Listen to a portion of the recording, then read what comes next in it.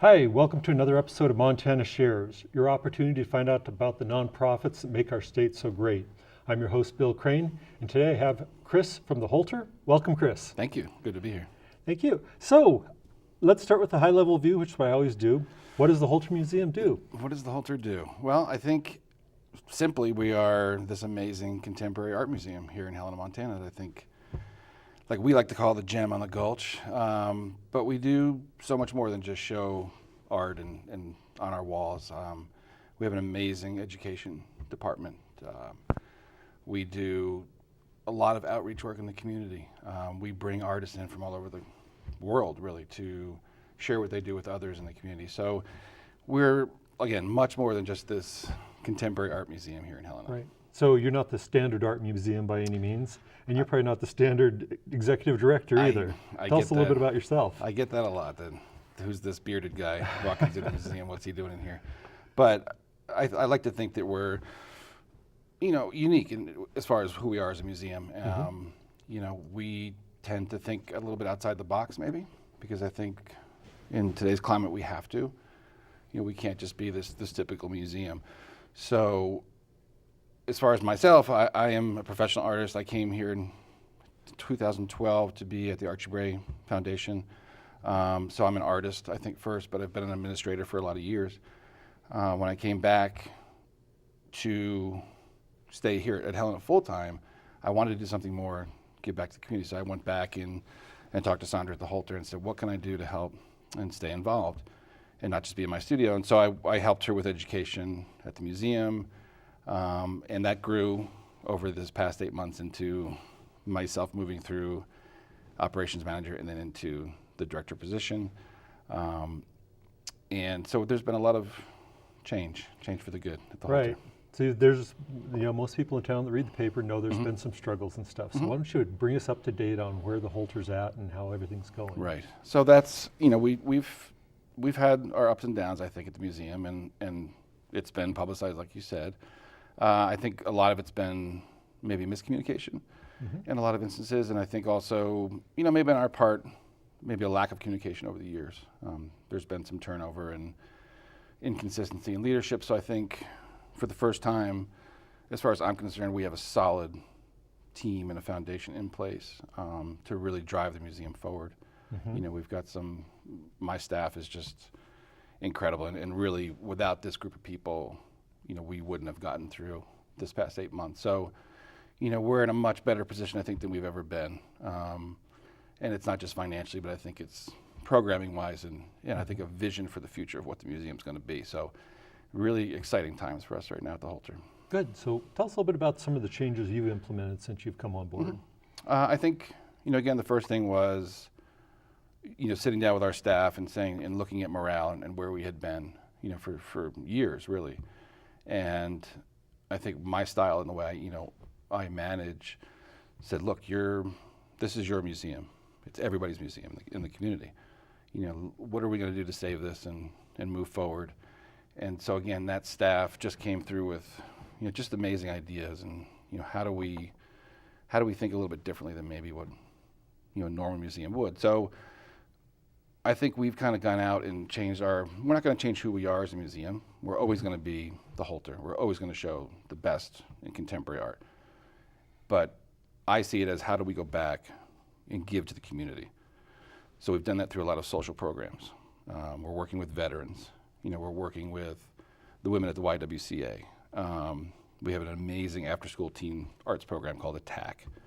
And these kids are kind of our representatives of the museum that go out in the community and they do projects for people.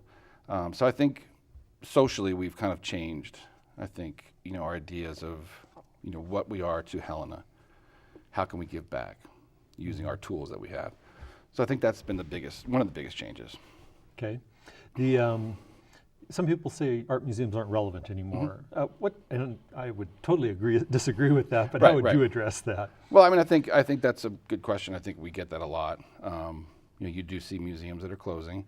And I think part of that has to do with, less and less arts education in the schools, kids not being exposed to art maybe as much as they were. The internet and social media, and you can look at an entire collection in a museum online. So really, in some ways, there's no reason for someone to have to go nowadays. But obviously, we're relevant. We're so lucky in Helena to have this little gem.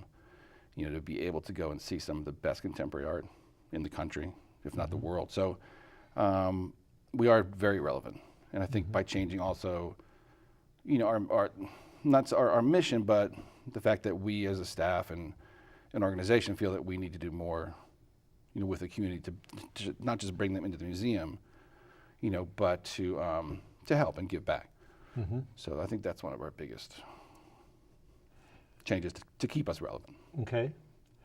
So let's say we walked in today. The heck with the big question. Let's get into the down and dirty. We're walking in the museum. What are we going to see today? Tell us about the artists and the exhibits that are there right now. Well, I think what's there right now, this summer lineup is a perfect example of like what the museum's doing, I think, to make us more accessible to everybody in the community. So you may come in and see Doug Terman's show, which is in the High Gallery, which is the beautiful oil paintings of his journey through Italy and how it's affected him in his life. And there's beautiful work by Chris Animum in her porcelain collection. So there's this really neat kind of eclectic mix. Robert Harrison has his porcelain work down in the one of the galleries. So I think that has an appeal to some. But what we've tried to do, say in August now, we're going to have another show coming in called The Art of the Motorcycle, which is completely different.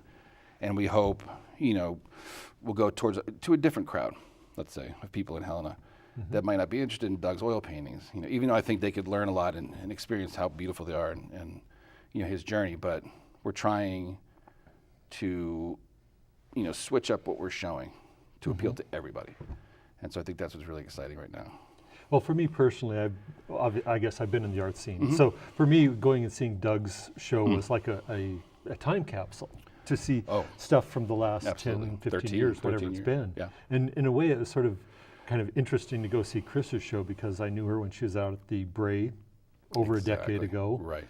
And kind of knew her pieces. Then I walked in and I got to see this phenomenal size difference in some of her work. Right. To have this big, huge porcelain chandelier there and have the table set up with this huge masterpiece, centerpiece type of thing. So, we get to see, there's so many people in Helena that are familiar with Bray artists and they leave, and then when they come back, they're not the same people and they're not the same art. Right.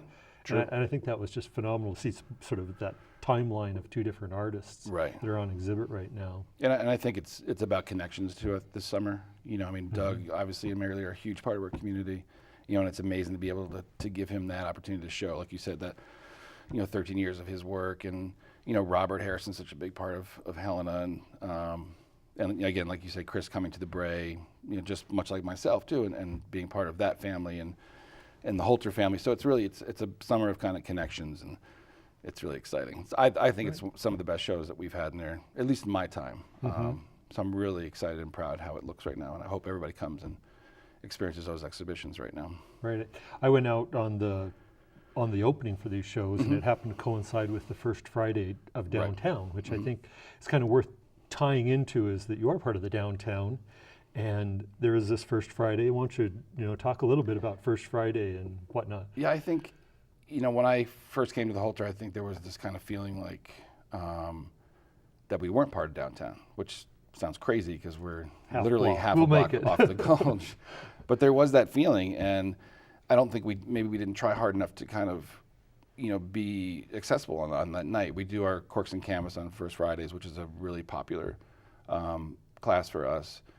So I think that's something we've changed, is we've tried to be open, have exhibitions and openings on First Fridays to get people up off the Gulch. I mean, like I said, it's a half a block, and we're right there. So something we'll definitely be doing more of because I think it's important.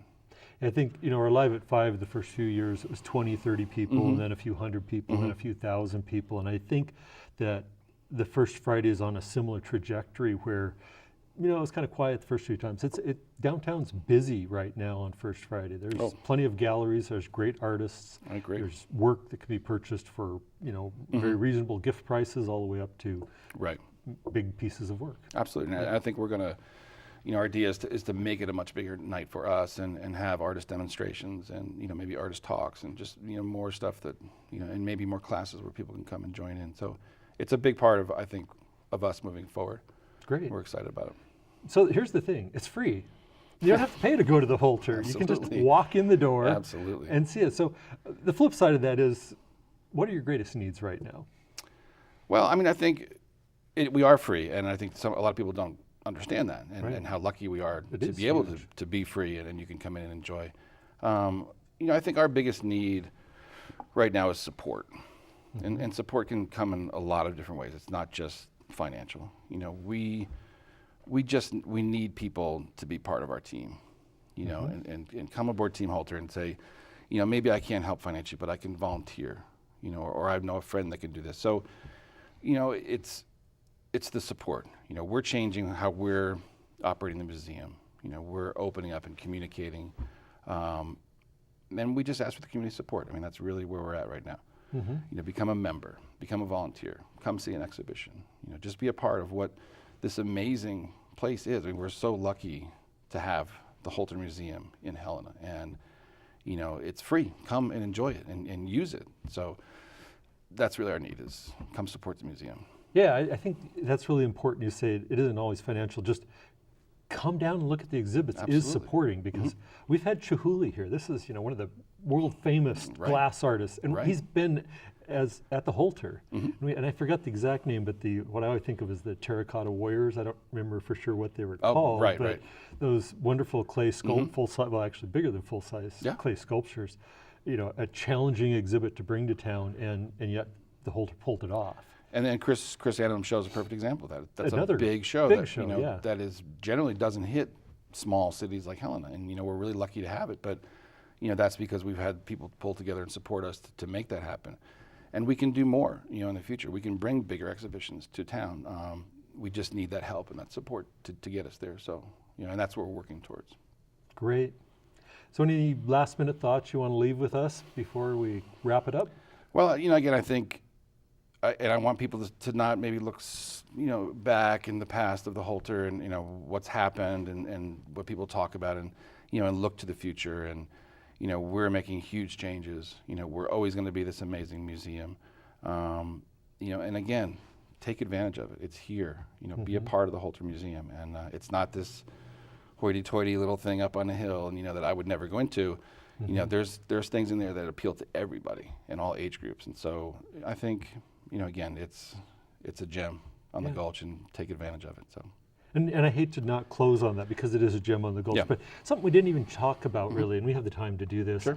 You have a gift store. we do. So I mean, if it's Friday and you're going to a party and you need a gift, they could pop in sometime during the day. Absolutely. And very reasonably priced gifts of jewelry and pottery and glass and A little bit of everything. We try and represent as many local artists as we can through the store. We actually will also show their work at different times throughout the year. A lot of the stuff's made in Montana, which we're really proud of. So it's a great little store to come into if you need something last minute. Really unique stuff. It's all handmade. It's a beautiful. We're lucky to have that as part of the museum. So. without a doubt. And what are your normal business hours for the public? We're to closed on attend? Mondays, and then we're open Tuesdays through Sundays. So, Tuesdays through Sunday. And Yep. from when to when? oh, you're gonna get me now with I'm the going to hours. put you on the spot. 10 to 6. 10 to 6. Yeah. Okay, perfect. Thank you. So the gem on the Gulch, I think if that's one takeaway, that's it. I love it. We do too. I think it really is. It really is. Okay, well, thank you very much for coming in today, Oh, Chris. thank you. I appreciate it. And thank you guys for tuning in as well, and have a wonderful evening.